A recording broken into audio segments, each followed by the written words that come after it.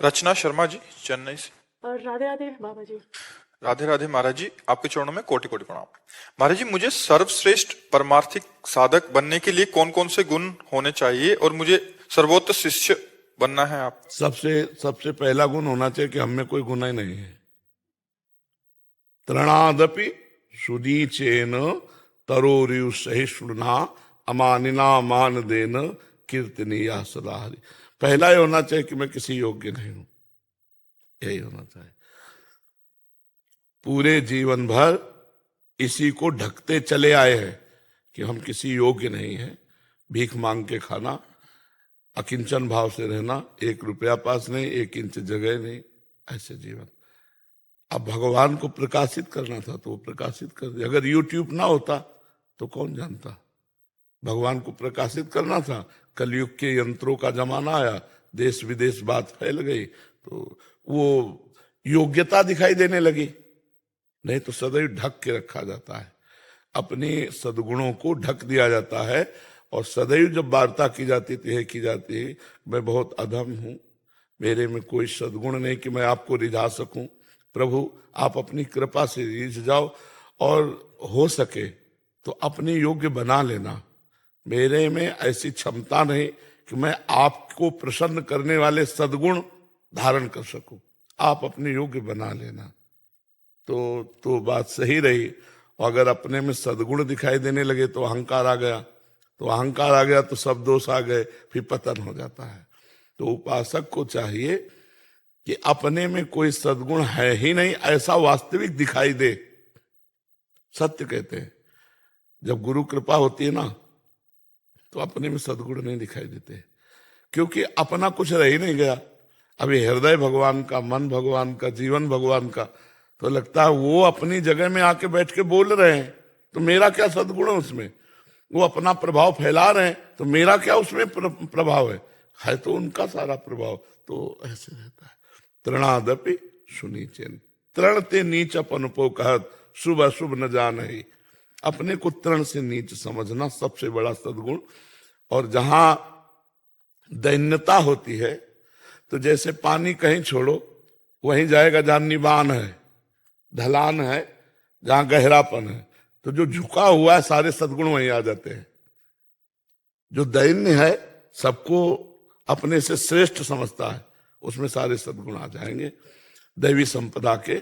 और जो अपने में कुछ गुणों को लेकर अभिमान करता है तो सारे दुर्गुण उसमें आ जाते हैं। तो हमें लगता है सद्गुरु और इष्ट को प्रसन्न करने के लिए सबसे बड़ा गुण है कि मेरे में कोई गुण है ही नहीं।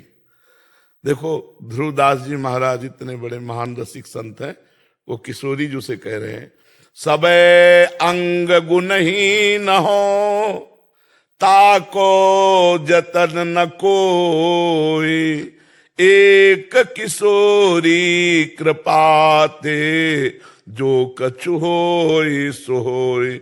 मैं समस्त अंगों से गुणहीन हूं, मेरे में कोई साधना का अंग नहीं कि हे किशोरी जो आपको मैं प्रसन्न कर सकूं। अब तो भरोसा केवल आपकी कृपा का है। और कितने बड़े महापुरुष हैं कि 42 लीला जैसे ग्रंथ की रचना की। महान अद्भुत रस सिंधु है 42 लीला। कह रहे सबे अंग गुणहीन हो ताको यतन न कोई, एक किशोरी कृपाते जो कछु होई सो होई। सो कृपाति सुलभ नहीं ताको कौन उपाओ, चरण शरण हरिवंश की सहज ही बन्यो बनाओ। बोले वो किशोरी की कृपा भी ऐसे थोड़ी होती है। बोले जब हरिवंश महाप्रभु की शरण में हो जाए, चरणों का आश्रय ले ले तो फिर कृपा का अनुभव हो जाता है। सारे अच्छा जैसे सद्गुण है सत्य बोलना, अब देखो बोल के, पवित्र आचरण देखो करके, अल्पाहार देखो करके, कम निद्रा देखो करके, पूर्ण आत्मसमर्पण देखो कर। कुछ नहीं होने वाला, अपने से कुछ नहीं होने वाला। क्या होने वाला है, हम अगर कुछ करेंगे तो हम बिगाड़ सकते हैं, इससे ज्यादा कुछ नहीं कर सकते। तो हे प्रभु, हे गुरुदेव, आप करा लीजिए, आप हमसे करा लीजिए, तो अहंकार नहीं आएगा और हमारी साधना बहुत जोर की चलेगी। अगर ये कि मेरे में सद्गुण है तो फिर पतन हो जाएगा, ये पक्की बात है। परमार्थ में ऐसा है। महाराज जी, कौन सी सेवा सर्वश्रेष्ठ है, तन या मन या धन की? हमारा है ही नहीं तो सेवा क्या है? हमारा सिद्धांत जो हम वर्णन कर रहे हैं, हम बिके हुए दास हैं। जब हम मकान बेच दिया तो इसमें खिड़की श्रेष्ठ है कि दरवाजा श्रेष्ठ है कि आंगन श्रेष्ठ है, ये हमारा विषय नहीं रहा। तनुवांग मनोभिरमले सुहम तविवासिता, ये शरीर, ये वाणी, ये मन और मैं स्वयं आपका बिका हुआ दास हूं। खत्म खेल रहे।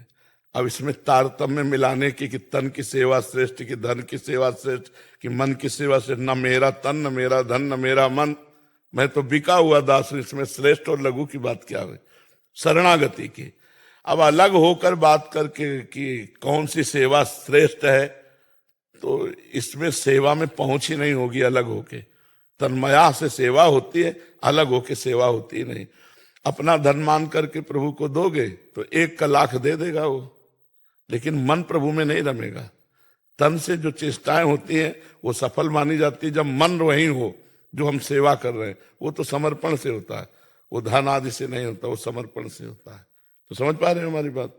वैसे ये बात अपनी कही, वैसे शास्त्रीय बात यह है कि तन और धन दोनों से श्रेष्ठ सेवा मानसिक होती है। पर मानसिक सेवा में प्रवेश तभी होता है जब शारीरिक सेवा की जाए। शरीर से खूब सेवा की जाए तो मानसिक सेवा में प्रवेश करने का अधिकार मिल जाता है, और मानसिक सेवा सर्वश्रेष्ठ है। पर ऐसे देखो, मानसिक सेवा कैसे करोगे? आंख मूंदो तो अंधकार दिखाई देता है। जब सेव्य नहीं आए, मान लो ऐसे प्रिया प्रीतम सामने आ गए तो शुरू कर दी सेवा। अब जब सेव्य नहीं आए तो सेवा किस बात की? सर्वश्रेष्ठ सेवा मानसिक, द्वितीय सेवा शारीरिक, और तृतीय सेवा आर्थिक। अब शरीर से नहीं कर सकते हो, मन नहीं लग सकता, जीवन भर मेहनत की, रुपया कमाए हो, गौ सेवा, संत सेवा, भगवंत सेवा में लगा दो। नहीं, सबसे श्रेष्ठ है मानसिक सेवा। और वो जो बात पहले कही वो शरणागति की कही कि हमारा कुछ है ही नहीं तो क्या सेवा, हम तो बिके हुए दास है। जी।